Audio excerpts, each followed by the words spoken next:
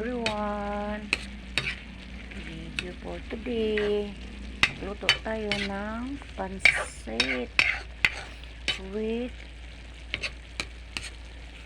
squid ball at saka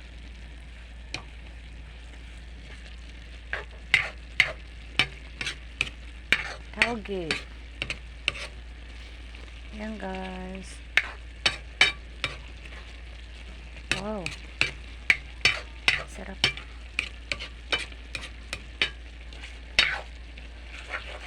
Mikos. Nakita ko na kanina ang pag-start ng pagluto ko. So ngayon, ito na ang kanyang finishing. Thank you for watching. Love you. Mua. At saka guys, ito ang ginagamit kong sandok. Yan.